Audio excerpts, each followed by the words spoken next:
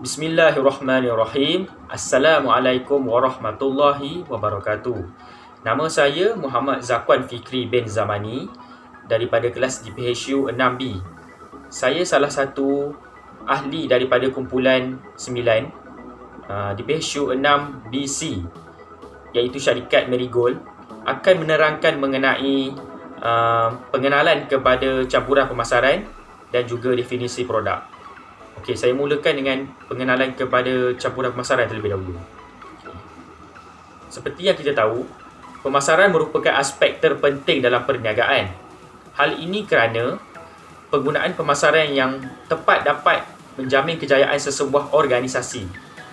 Campuran pemasaran merupakan elemen yang wujud di dalam pemasaran. Okey, terdapat dua kumpulan yang mendefinisikan campuran pemasaran ni. Pertama adalah kumpulan Turner dan Maria Layton pada tahun 2000. Yang kedua pula adalah Armstrong dan Albert pada tahun 2001.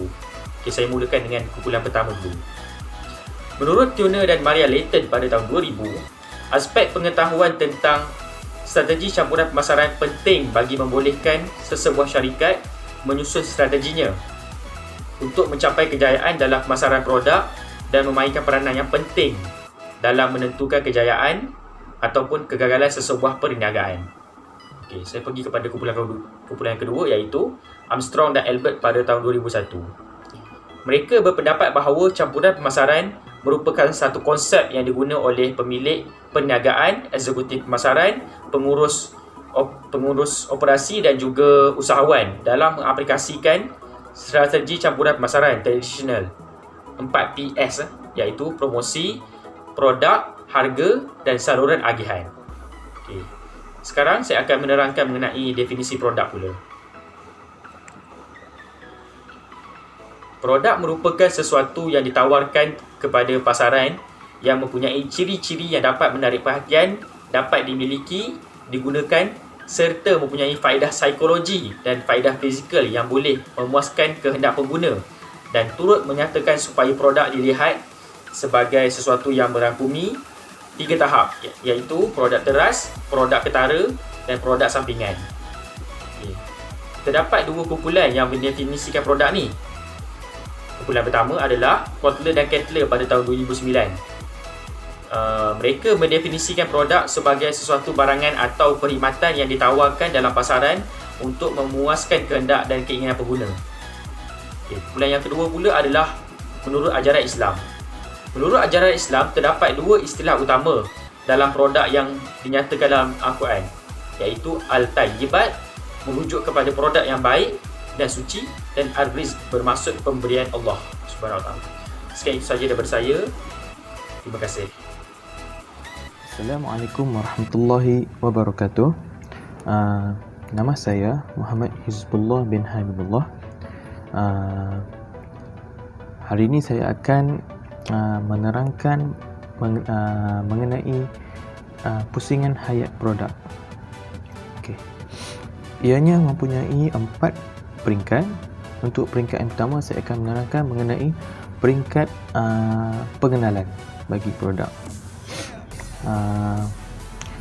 Peringkat pengenalan merupakan produk baharu yang disediakan oleh kami untuk dibeli oleh pengguna. Dan kuantiti produk jualan pada peringkat adalah sangat rendah kerana produk kami belum dikenali ramai. Selain itu, cabaran utama produk kami pada peringkat ini adalah meningkatkan jualan pada masa akan datang. Untuk peringkat yang pertama. Untuk yang peringkat yang kedua adalah peringkat pertumbuhan. Pada peringkat ini, produk kami menunjukkan peringkat jualan meningkat disebabkan pengguna mula mengetahui kewujudan produk dalam pasaran pada peringkat ini. Ini juga produk yang dipasarkan mula dikenali oleh pengguna. Seterusnya, untuk yang peringkat yang ketiga, peringkat ketiga iaitu adalah peringkat kematangan. peringkat kematangan, jualan produk kami iaitu jualan peringkat kematangan adalah perlahan serta menunjukkan penjualan meningkat sehingga mencapai kuantiti jualan maksimum. Selain itu, jualan produk ini juga mengalami penurunan dan memaksimumkan kadar keuntungan dengan memperolehi keuntungan yang tinggi. Disebabkan faktor hasil jualan yang terbesar dengan jumlah kos yang minimum, pada peringkat ini juga produk kami mula mendapat pelanggan yang setia. Oleh itu, bagi mengekalkan kelangsungan aktiviti pemasaran, produk kami harus mengekalkan kewujudan pelanggan setia. Itu adalah peringkat yang ketiga. Bagi untuk peringkat yang keempat pula adalah peringkat kemerosotan. Jualan produk mulai berkurangan kerana terdapat sebilangan pengguna mula terpengaruh dengan pesaing lain.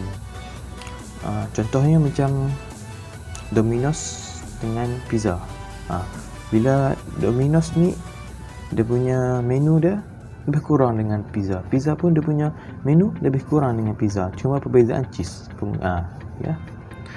Perbezaan cuma cheese. Cheese di Pizza Hut kurang sikit, manakala Domino's banyak. Jadi disebabkan tu adalah persaingan antara satu sama lain. Macam itulah dia akan bersaing. Sekian, terima kasih. Bismillahirrahmanirrahim. Assalamualaikum warahmatullahi wabarakatuh. Nama saya Muhammad Badrul Amin bin Muhammad Isa. Saya daripada kelas di PSU 6C.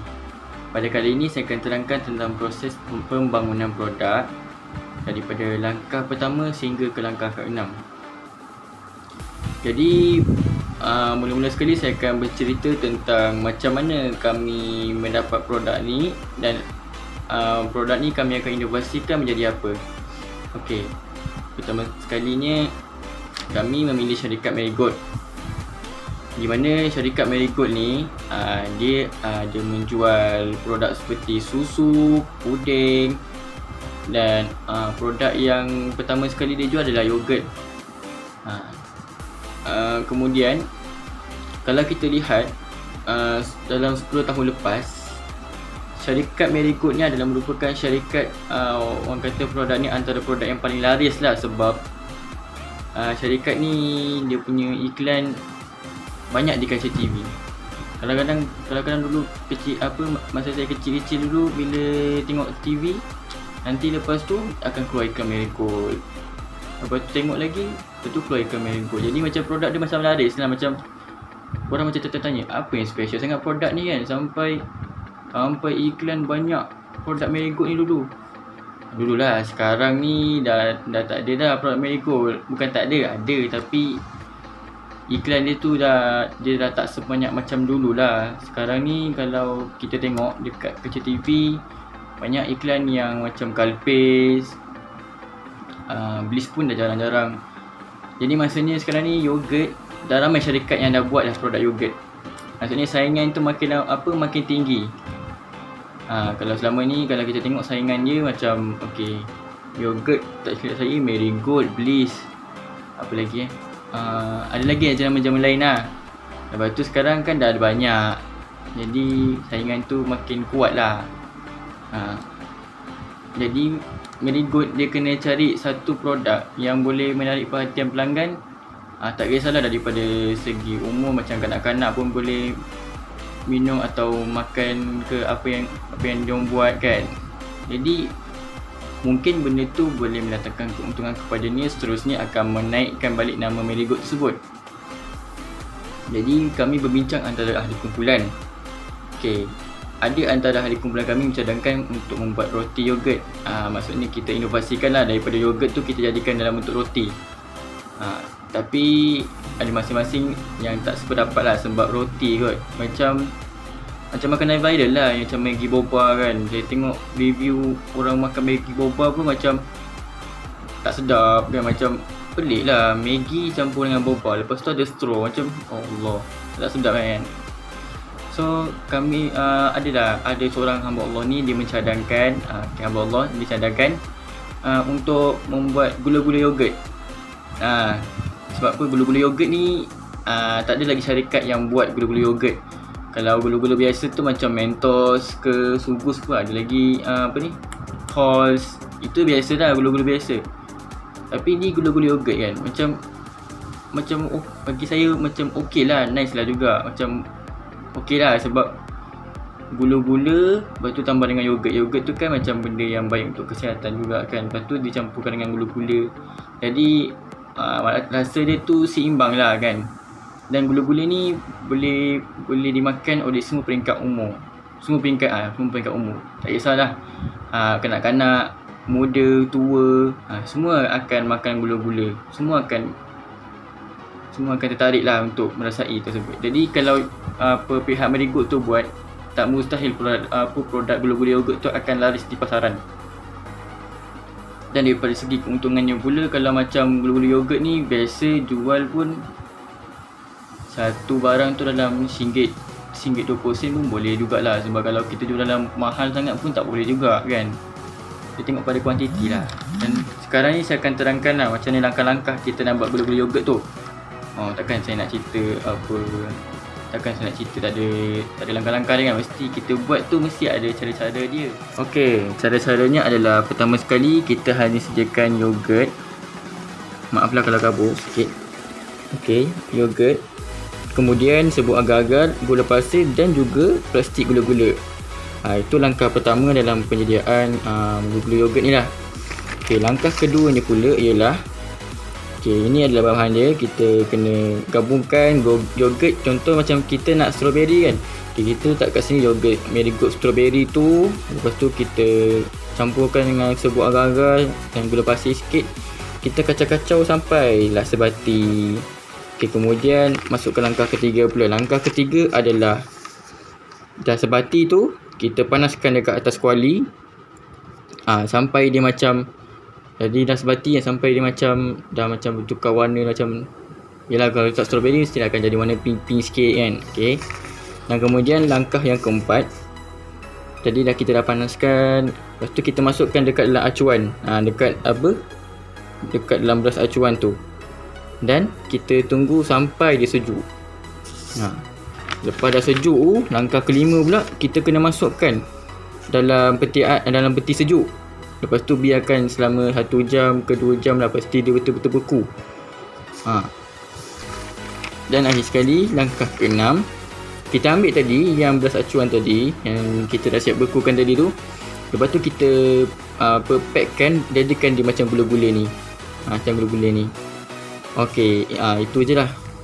Jadi saya rasa kalau Marigold buat produk ni mungkin akan ada di pasaran. Okey, itu saja daripada saya. Terima kasih. Assalamualaikum warahmatullahi wabarakatuh. Assalamualaikum warahmatullahi wabarakatuh. Nama saya Fazin Elana Najib daripada PHU Anamdi, nombor menteri PHU 2018-15. Hari ini saya akan membentangkan sedikit mengenai kelebihan yogurt, gula yogurt strawberry berbanding yogurt biasa. Kelebihan yang pertama iaitu mengandungi yogurt ni, gula-gula yogurt strawberry ni mudah dimakan dengan kuantiti sedikit demi sedikit. Maksudnya kalau kita rasa macam teringin nak makan, yogurt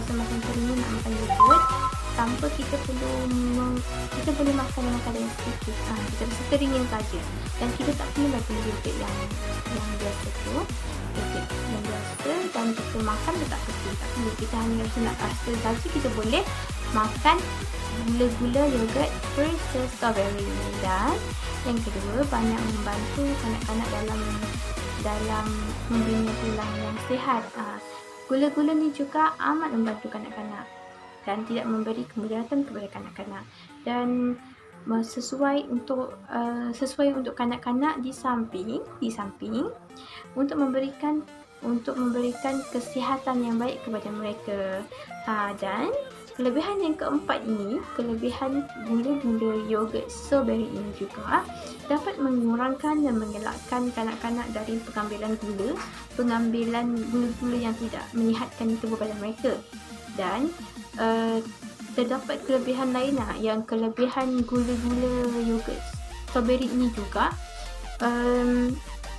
dapat menjaga iaitu dapat menjaga dan memberi kesihatan yang baik kepada kanak-kanak dengan memperkenalkan produk kami iaitu gula-gula yogurt strawberry yang mengandungi probiotik yang sangat diperlukan dalam tubuh badan kita. Dan sebagai contoh mengandungi mengandungi bifidobacteria yang merupakan probiotik terawal dalam badan kita. Dan mungkin kita belum tahu tetapi bakteria ni telah melindungi badan kita dari kita kecil lagi. Dan apa juga kelebihan yogurt ni? Kelebihan gula-gula yogurt strawberry ni berbanding yogurt biasa ni. Kelebihan dia, gula-gula yogurt ni sesuai untuk pelbagai peringkat umur lah. Macam kanak-kanak, peringkat kanak-kanak, dewasa, orang tua dan lain-lain. Peringkat umur boleh makan gula-gula yogurt strawberry ni. Dan gula-gula yogurt ni mempunyai rasa manis di luar dan masam di dalamnya. Di dalam gula-gula yogurt strawberry ni. Dan yang terakhir kelebihan berbanding dengan produk asal tu, membantu kanak-kanak dalam mengurangkan risiko dijangkiti influenza. Kesimpulan daripada apa yang kita dapat daripada yang kelebihan yogurt ni, kelebihan gula-gula yogurt strawberry ni. Sebenarnya gula-gula yogurt strawberry ni amatlah mudah lah bagi yang macam saya cakap tadi, bagi kalau kita rasa nak rasa sahaja, kita boleh rasa lah, kita nak makan sikit je, tak payah beli yang besar tu. Dan amatlah membantulah untuk kanak-kanak. Biasa kan kanak-kanak kan makan gula-gula yang kita risau gula-gula tu akan menjejaskan tubuh badan mereka, kesihatan mereka. Tetapi jangan risau, dengan gula-gula yogurt strawberry ni amatlah tidak membimbangkan, sebab dalam gula-gula yogurt strawberry ni terdapat banyak khasiat untuk kanak-kanak. Dan amat digalakkanlah untuk kanak-kanak memakan makanan, memilih yogurt ni daripada gula-gula biasa. Elok lagi gula-gula yogurt strawberry berbanding gula-gula biasa sebab banyak khasiat dalam gula-gula ni. Itu untuk itu sahaja daripada saya. Terima kasih.